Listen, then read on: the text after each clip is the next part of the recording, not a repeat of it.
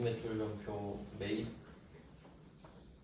9페이지죠. 94번부터 보겠습니다. 네, 이어서 자동차인데 역시 뭐 별거는 없습니다.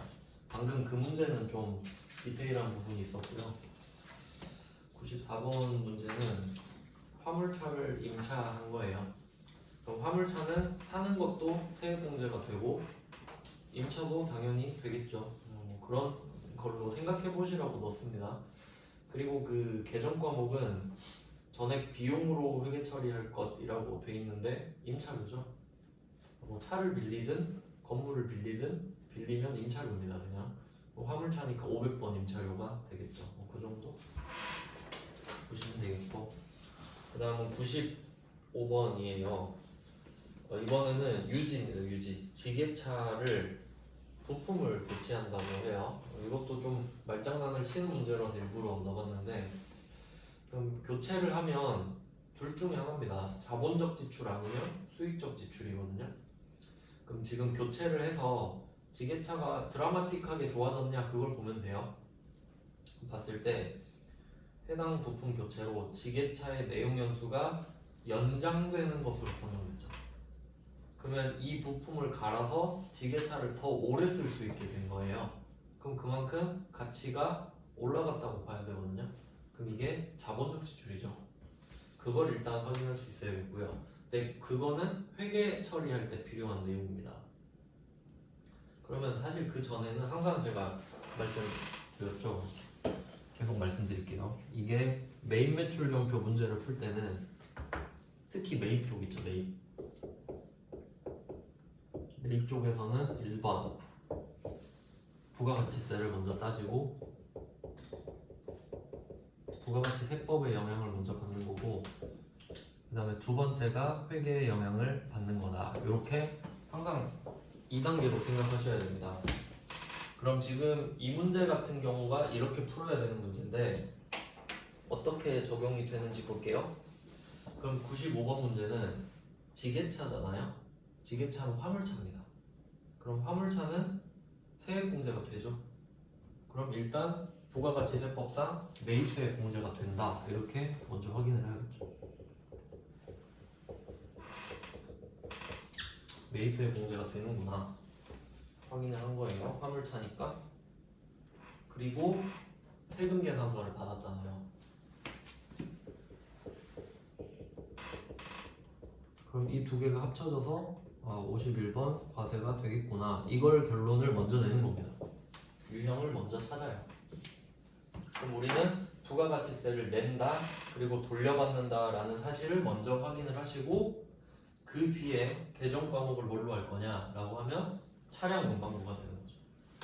왜? 자본적 지출이니까. 그렇게 된 거죠.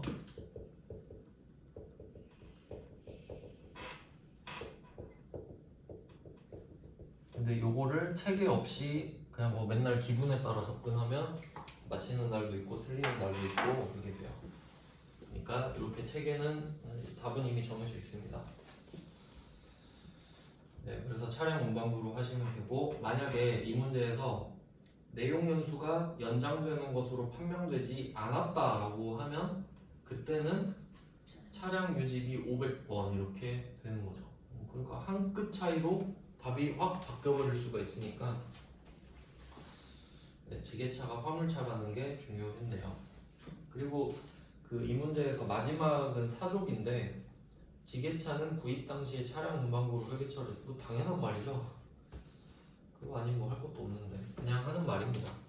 이게 자본적 지출에 대한 약간 복선이라고 할 수 있겠죠. 그 다음은 96번이에요. 96번은 제가 뭐 말씀드린 적은 있는 문제 같은데, 세금 계산서를 수취하고 카드로 결제하는 문제예요. 그러면 이때는 거래는 하나만 했는데 세금 계산서도 받고 카드 점수도 받는 거거든요. 그러면 증빙이 두 개니까 세액공제를 두 번 받냐?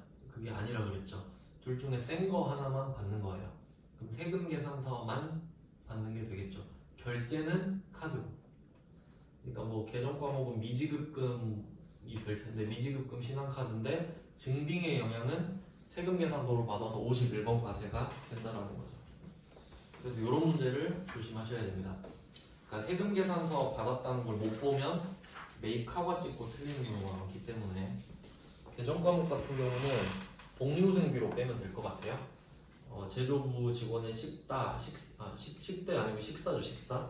식대도 식대는 돈이고 식사로 제공을 받았기 때문에, 그러니까 뭐 밥을 사서 먹인 거겠죠, 식당에서. 네, 그 다음은 97번으로 가겠습니다. 10페이지. 97번 같은 경우는 좀 특이한 문제예요. 요거는 그 표시를 해두시고 따로 연습해 보시면 좋은데,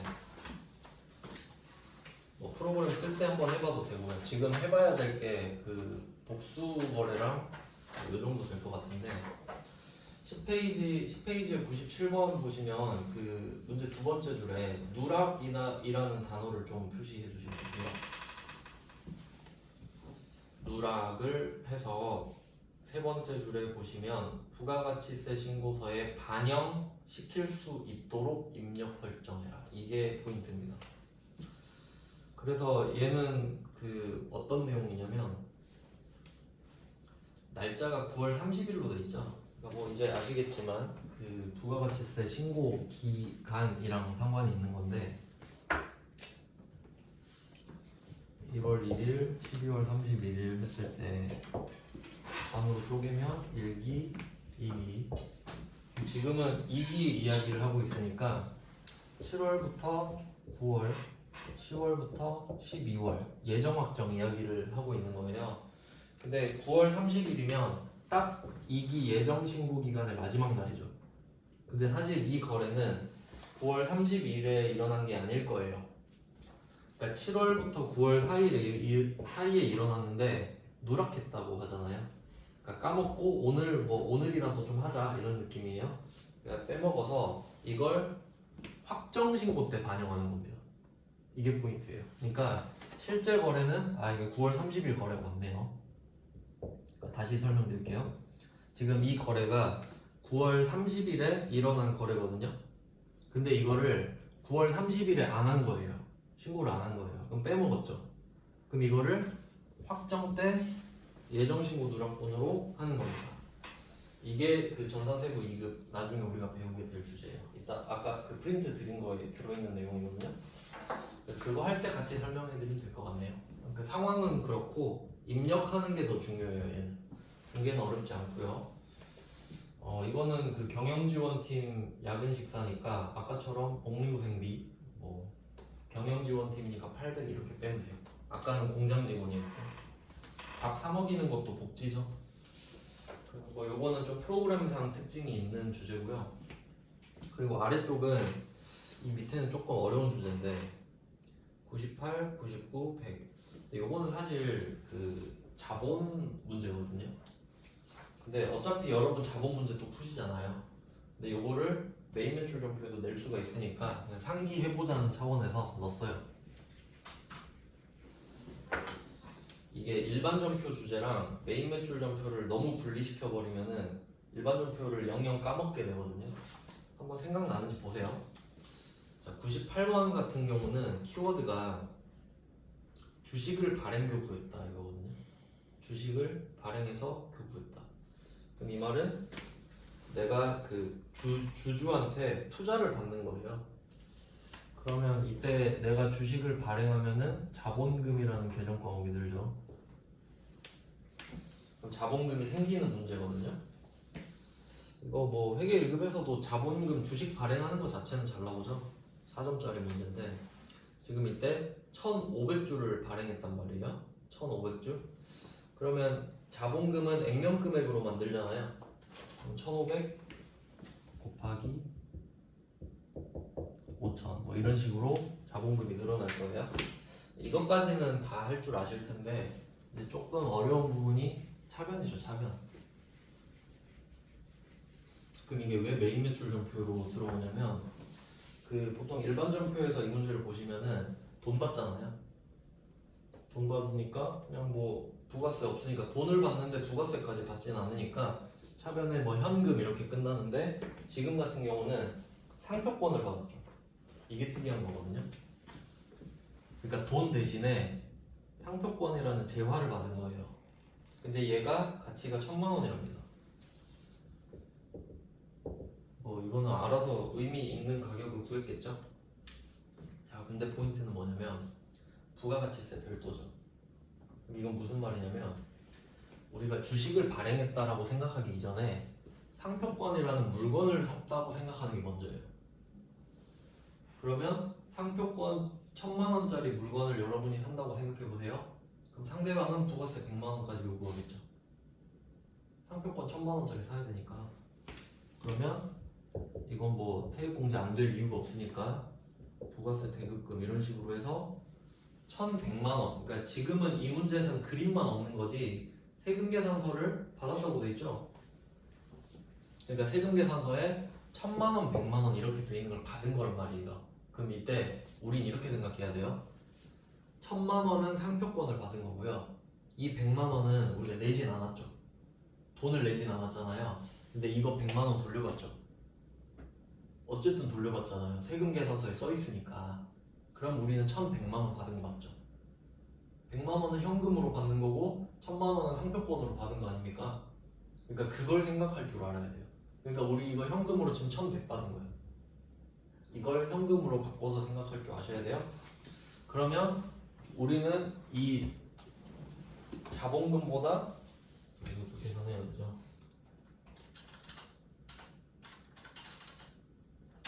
네, 이게 750만 원이거든요. 750. 그럼 우리는 우리 생각에 750만 원짜리 주식을 주고 1100을 받은 거예요. 그러니까 350 더 받은 거죠. 그래서 이게 350만 원이 주식 발행 초과금이 되는 겁니다. 자본이랑 섞어놓은 거죠. 과세랑. 옛날 문제긴 한데 그래도 이 정도는 풀 줄 아셔야 되지 않나. 그러면 이 문제에서 포인트는 주식의 시가를 알려준 건데 내가 내 주식을 발행해서 줄 때는 시가랑 전혀 상관없죠.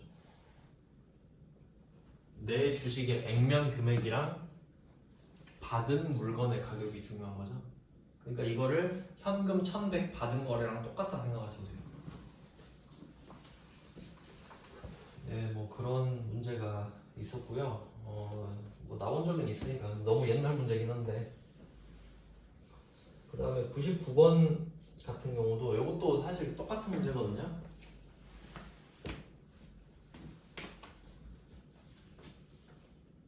얘는 건물을 받았대요. 건물을 구입했다. 상표권 대신에 건물이 들어온 거죠. 그러면 얘도 마찬가지로 부가세 별도잖아요. 그럼 세금계산서에 500만 원이 써있겠죠. 그러니까 여기서 포인트는 이걸 우리가 돈 주고 샀으면 5,500을 줘야 됐지만 돈을 준 건 아니다. 근데 세금계산서에 5,500이 써있기 때문에 이 500은 돌려받을 것이다 라는 거죠. 그러니까 이게 현금이랑 똑같은 거예요, 기능이. 그러니까 우리는 5,500을 받았다라는 게 기정사실이고요. 근데 이번엔 주식을 발행해 준 게 아니라 내가 발행했던 주식을 다시 산 상태인 자기 주식을 준 거죠. 근데 상대방 입장은 어차피 똑같아요. 어차피 내 주식 받으니까. 발행해서 주든 발행한 걸 내가 갖고 있던 걸 다시 주든 상관없죠.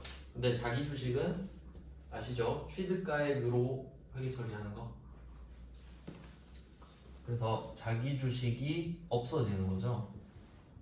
자기 주식이 없어지면서 이게 자기 주식이 사실은 자본의 증가인데 자산의 감소라고 생각하셔도 상관없을 것 같아요. 지금은 어차피 자본할 때 제대로 배우셔야 되죠. 지금 이야기하면 복잡하니까 자산의 증가 정도, 자산의 감소 정도로 생각하셔도 지금은 상관없을 것 같아요. 8,000주 곱하기 5,000원. 그러면 4천만 원 되잖아요. 자, 여기 좀 느낌 비슷하죠? 차변 정해지고 자본금이나 자기 주식도 이미 정해져 있는 거고. 그러면 이게 1,500만 원을 더 받은 거거든요. 그러니까 나는 이 자기 주식을 4천만 원에 산 걸 다시 주는 거예요. 근데 5,500 받았죠. 그럼 이제 이 1,500만 원은 자기 주식 처분이익이 되는 거예요.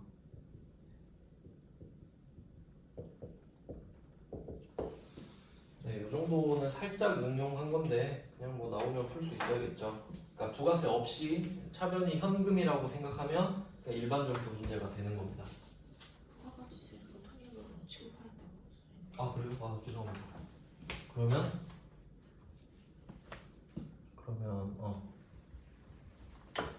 보통이익은 500 이렇게 되면은 자기 주식은 4,000, 보통이익은 500, 4,500, 5,500 이렇게 돼서 처분이익이 정해져요. 그럼 방금 제가 잘못 적었을 땐 1,500이었는데 보통예금을 주니까 1,000으로 줄었죠. 왜냐면 보통예금 500이 나갔잖아요. 그러니까 처분이익은 1,000밖에 안 되지. 1,500인 줄 알았는데 500을 따로 줬으니까. 그러니까 이 500을 현금 바꾸기밖에 안 되죠. 보통예금으로 부가세 대급금을 쓴 거니까. 그다음에 100번은 그냥 뭐 한번 풀어보시면 될 것 같고 이거 너무 개 오버 문제인데 비슷한 결이라 넣긴 했는데 뭐 우리 시험에 안 나옵니다. 네, 이렇게 하면 과세 쪽을 다 훑어봤어요. 그래서 뭐 일부러 포인트가 있는 것들 한 번씩 넣어봤습니다. 상기해보시라고. 아마 그래도 과세 쪽에서 중요했던 거는 그 장기 할부나 중간지급 조건부 판매 이 정도가 포인트가 될 것 같아요. 그 다음에 11페이지 55번 수입은 뭐 먼저 봤었고요. 그 다음에 13 이제 진짜 별거 안 남았습니다.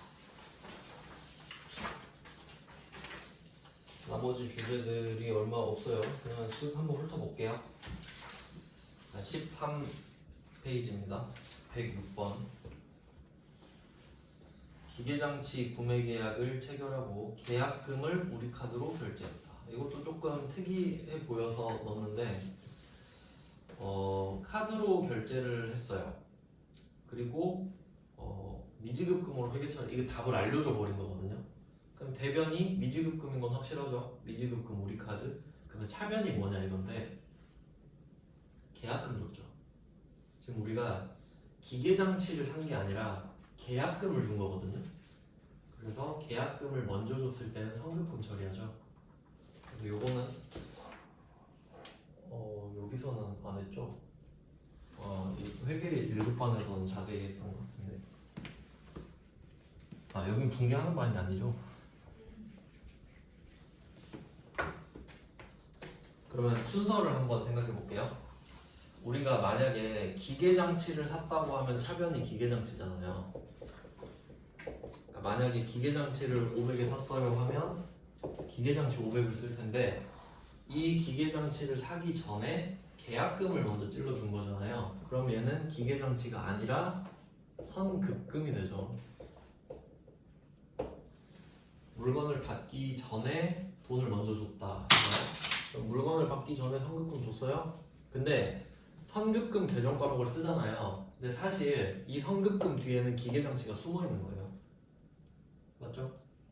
왜냐하면 이 선급금을 왜 줬어요? 기계 사려고 했잖아요. 그럼 이건 어떻게 비교하실 수 있냐면 이게 원재료를 위한 계약금일 수도 있잖아요.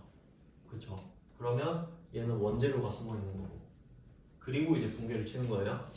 그럼 어쨌든 우리가 기계장치를 사든 원재료를 사든 부가세를 못 돌려받을 일은 없죠. 그래서 부가세 대급금은 당연히 붙는 거예요. 자, 차변은 이렇게 정리가 됐는데 그럼 대변은 어쩔 거냐? 여기서 미지급금을 알려줬죠. 그 이유를 생각해 보는 거죠.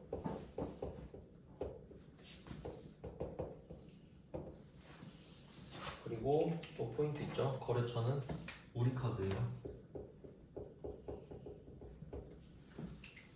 우리 카드가 일단 돈 내주고 우리가 우리 카드한테 갚는 형식이니까 그러면 이때 그냥 미지급금 이분할해서 미지급금이 아니라 미지급금이 어디서 나왔냐? 기계장치 때문에 나온 겁니다. 숨어 있지만 기계장치 때문에 미지급금이에요. 그래서 솔직히 저 같으면은 여기서 미지급금으로 회계 처리하시고 안 알려줄 것 같거든요. 그래야 틀리잖아요. 그러면 반대로 한번 생각해 보세요. 여기서 기계장치 구매 계약 말고 원재료 구매 계약을 체결하고 이럴 수 있죠? 그러면 그때는 왜 상매입금이지? 근본적으로 원재료를 사려고 하는 거니까. 그러니까 계약금으로 뭘 사려고 했는지를 가릴 수 있죠. 하지만 본질에 따라서 저 매입 채무가 되거나 미지급금이 되는 거는 안 바뀝니다. 그 사실은. 그래서 뭐 포인트가 되는 문제가 넣었어요. 이 말이 빠지면 많이 틀릴 것 같아서. 물론 뭐 그냥 찍어서 맞출 수도 있긴 한데 제대로 아셔야겠죠. 그 다음에 107번입니다. 기계장치 원상 회복입니다. 이거 아까 이 문제 엄청 많이 나오는 거 아시죠? 그러니까 아까 지게차는 뭐 내용 연수가 연장됐다 이런 말 나왔잖아요. 그럼 여기서는 원상 회복 이 말 나오면 수익적 지출이죠. 비용 처리할 말이죠. 원상 회복. 그러니까 돈을 써봤자 현상 유지만 하는 거죠. 기계 장치가 좋아지는 게 아니라. 그래서 얘는 뭐 수선비로 하면 되겠네요. 이것도 좀 정리를 해놓으면 문제가 엄청 잘 나오잖아요. 이 문제가.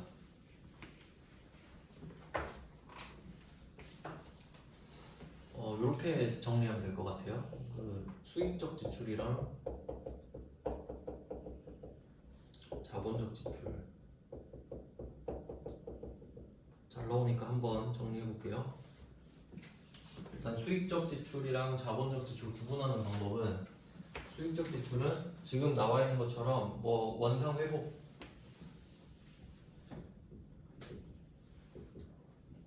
원상 회복이나 뭐 능률 유지 이런 말들이 나옵니다. 근데 요거를 그냥 이 단어를 그냥 외우는 게 중요한 게 아니라 어떤 느낌인지를 아셔야 되는 거죠. 그러니까 보통 여기서 자동차가 많이 나오죠. 자동차 엔진 오일 갈았다, 타이어 갈았다. 그럼 그건 갈았을 때 그냥 제 기능을 하는 것 뿐이죠. 그런 것들을 원상회복 능률 유지를 하고요. 비용 처리하잖아요. 비용 처리하는 거 아시죠? 그럼 얘는 딱 이렇게만 기억하시면 돼요. 계정 과목이 두 개밖에 없습니다. 첫 번째, 자동차면 차량 유지비. 자동차면 차량 유지비. 근데 차가 아니에요. 차가 아니래. 그러면 그냥 수선비죠.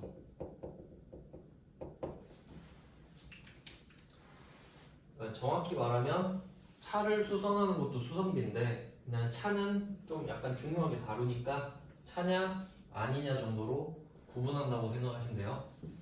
그 다음에 자본적 지출 같은 경우는 뭐 보셨죠? 뭐 내용 연수가 증가한다,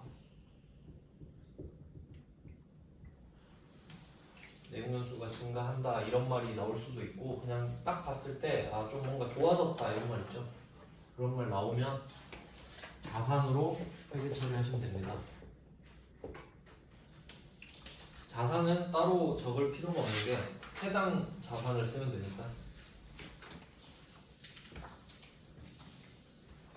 네, 이 정도로 정리해 두시면 될 것 같아요. 그래서 지금 이 107번 문제는 기계잖아요. 그래서 수선비입니다. 500번 수선비.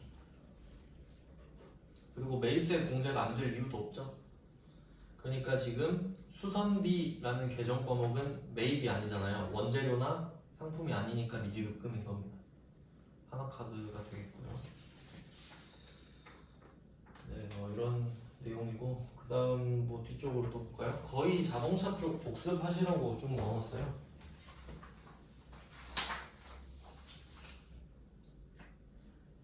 네, 또 볼까요? 14페이지의 108번 같은 경우는 이번에도 뭐 기계장치 수선비 나왔잖아요. 그러니까 이제 수선비 딱 나왔을 때는 수선비는 일반적인 용어지 계정 과목을 말하는 게 아니에요. 수선비 나왔다 했는데 기계장치일 수도 있는 거예요. 그럼 이때 신용카드 매출연표를 결제했다. 뭐 수선비 이때는 괄호 안에 말이 중요하겠죠. 자산의 가치 증가나 내용 연수를 연장시키지 못했다. 그러니까 수익적 지출이고 차량 아니니까 수선비 이렇게 가는 겁니다. 세액공제는 당연히 받고요. 그 다음에 109는 경차를 샀대요. 네, 뭐 여기서는 그냥 밑도 끝도 없이 레이 경차 이렇게만 말을 하는데 조금 불친절하긴 한데 그래도 뭐 생부 1급이라 그런 것 같거든요. 레이가 경차 998 이 정도인 건 안다고 생각하나 봐요.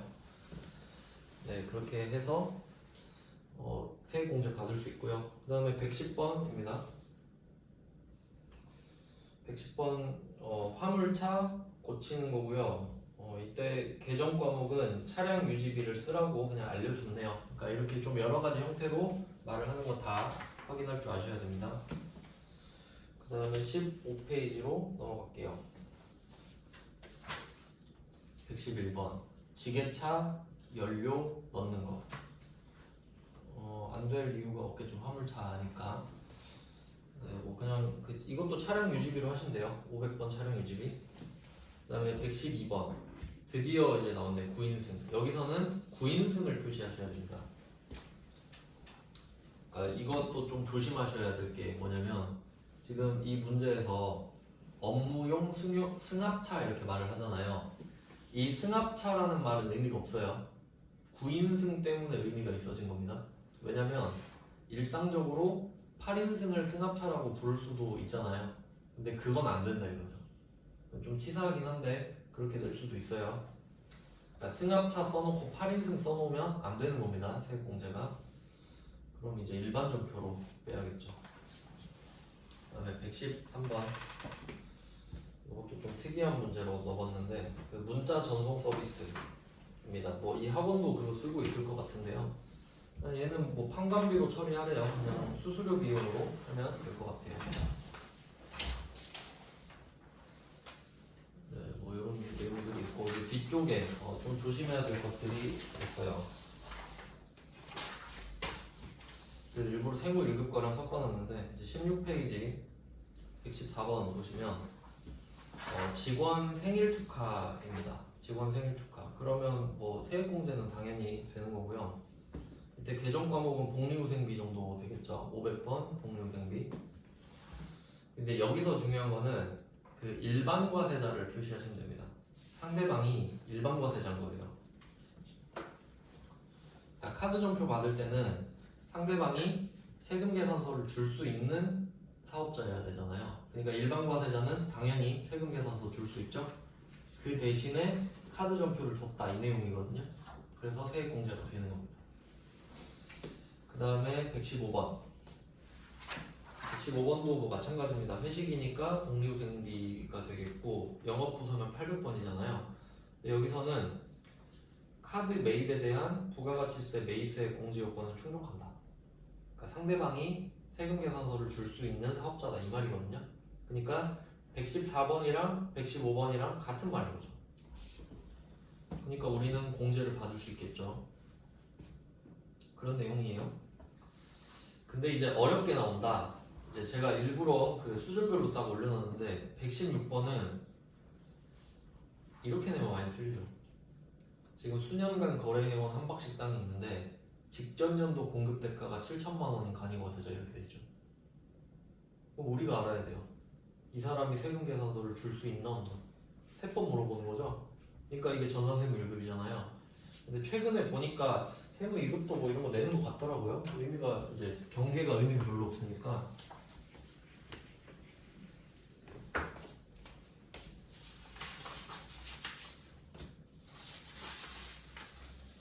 이것도 한번 정리해 볼게요. 알고 계시면 말문제로도 나올 수 있을 것 같아요. 지금은 뭐 카과가 되겠고요. 카과는 여기서 또 중요한데 이거 때문에 지금 결정이 되는 건데 신용카드 매출 전표를 받아야 돼요.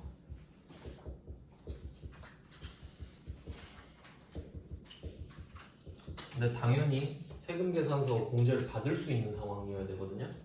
그러니까 이때 57번 카과 반대는 이따가 지금 미리 써놓을게요. 이게 일반 전표로 빠질 수도 있기 때문에 세액공제를 받으면 57번 카과로 빠지는 거고 세액공제를 못 받으면 일반 전표로 빠지는 겁니다. 그래서 이게 세무 1급에서 엄청 잘 나오는 주제인데 그 이유가 그러면 보통 이제 간이과세자로 장난을 치면요.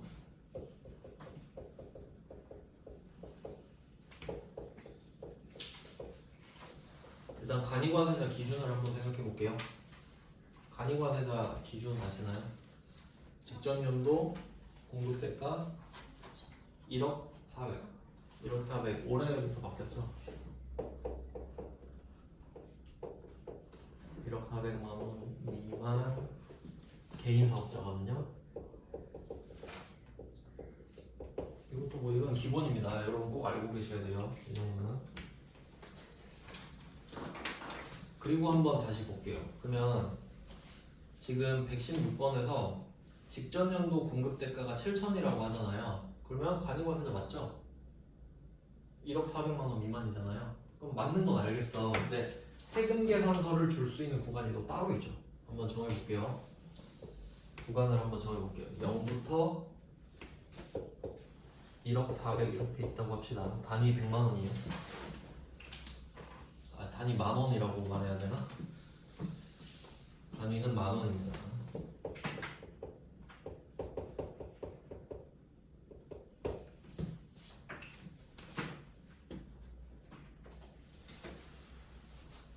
네, 이렇게 있다고 했을 때 그러면 여기까지가 간이과세자인 건 아시겠죠? 그럼 여기부터는 일반과세자예요.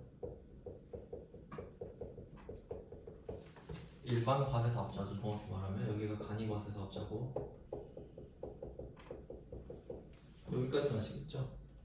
경계. 근데 여기서 중요한 구간이 하나 더 있어요. 4,800.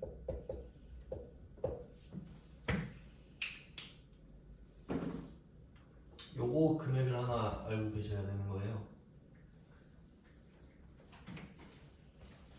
그러니까 이 4,800 이거는 처음에 한번 했었던 것 같은데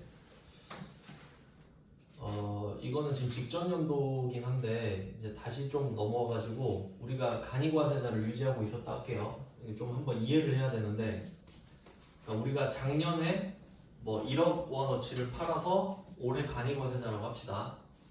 근데 올해는 한 뭐 4천만 원 판 거예요. 올해. 그럼 엄청 못 판 거잖아요. 그러면 그때 거둔 부가가치세를 하나도 안 내요. 그러니까 4천만 원어치 팔았는데 거기 부가세 포함돼 있잖아요. 그걸 아예 안 내거든요. 그러니까 이 4,800까지는 부가세를 아예 안 내게 해줍니다. 그러니까 기준이 올해긴 한데 여러분한테 그까지 물어볼 것 같진 않고요. 근데 이 사람은 부가세 납부를 안 하잖아요. 납세를 안 하기 때문에 영수증 발급만 할 수 있게 해놔요. 영수증만 발급할 수 있게 해놔요. 그러니까 혜택을 하나 주면서 핸디캡도 하나 같이 줘버리는 거죠. 그러니까 너한테 부가세 안 걷을 테니까 너는 세금 계산서 발급해주지 마. 너 못하게 할 거야. 이렇게 해놓은 겁니다. 아시겠죠? 그러면 자연스럽게 이 구간 있잖아요. 4,800에서 1억 400. 그럼 이 사람들은 세금 계산서 발급할 수 있어요. 왜냐면 부가세 내잖아요. 그래서 이 사람들은 납세를 하니까 뭐 다 내진 않지만 세금 계산서 발급을 할 수 있다는 거죠.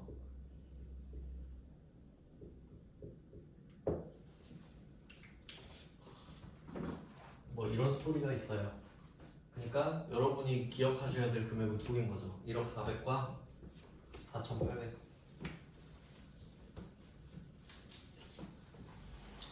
그러니까 이제 조금씩 세법을 모르면 분배를 못하는 문제들이 많이 나와요. 그럼 이제 116번을 풀 수 있겠죠. 한박식당 직전 연도 공급 대가가 7천만 원이래요. 그럼 이 사람은 세금 계산서 발급할 수 있죠. 7천만 원이니까. 그럼 이 사람이 우리가 세금 계산서 달라면 주겠죠. 근데 그러지 않고 그냥 카드 결제해서 카드 받은 거잖아요. 그러니까 114, 115, 116 이 세 문제는 똑같은 문제예요. 상대방이 다 세금 계산서 줄 수 있는 사람이라는 소리예요. 아시겠죠? 그러니까 엄밀히 따지면 114번에 일반과세자가 돼 있잖아요. 그럼 여기서는 이 뒤로 넘어갔거나 간이과세자가 아니니까 아닌 법인이겠죠. 뭐 그렇게 두 개로 해석할 수 있는데 그래서 116번 같은 경우는 세무 1급이잖아요. 세무 1급은 일반점 편지, 메인 매출점 편지 안 알려주거든요. 네, 그 다음 17페이지로 넘어가 볼게요. 17페이지에 117번입니다. 이런 걸로 이제 장난을 친다 이거죠. 117번 같은 경우는 세 번째 줄에 간이과세자 있죠. 근데 이제 우린 알잖아요. 간이과세자라고 해서는 문제를 못 푼다. 그러니까 정확히 말했죠. 세금 계산서를 발급할 수 없는 간이과세자라고. 그러니까 4,800 미만 이걸 말을 하는 거거든요. 근데 이 정도면 푸실 수 있죠. 발급 못한다고 하면 못하는 거잖아요. 그래서 이 117번 문제는 답이 일반 전표죠. 세금공제 못 받잖아요. 그래서 117번 요건 일반 전표라고 적어두셔야 돼요. 세무 2급은 일반 전표 문제에 내겠죠. 네, 그래서 제가 적어놓은 거예요. 세액공제가 안 되면 일반 전표로 간다. 부가세 인정 못 받으니까. 그 다음에 118번도 보시면 이거는 조금 더 디테일하죠. 직전 연도 공급 대가가 4,800만 원 미만이다. 이게 그 말이에요. 그러니까 이렇게 수치로 말을 할 수도 있고 상황을 말해줄 수도 있고. 근데 실무에서는 여러분이 수치로 판단해야 되는 거죠. 네, 그래서 이 118번도 일반 전표인 거 아시겠죠? 네, 이렇게 됩니다. 네, 지금 57 커버 여기까지 해놨고요. 이제 영세랑 영세도 면세도 있구나. 네, 지금부터 10분 쉬고 11시부터 보면 되겠네요.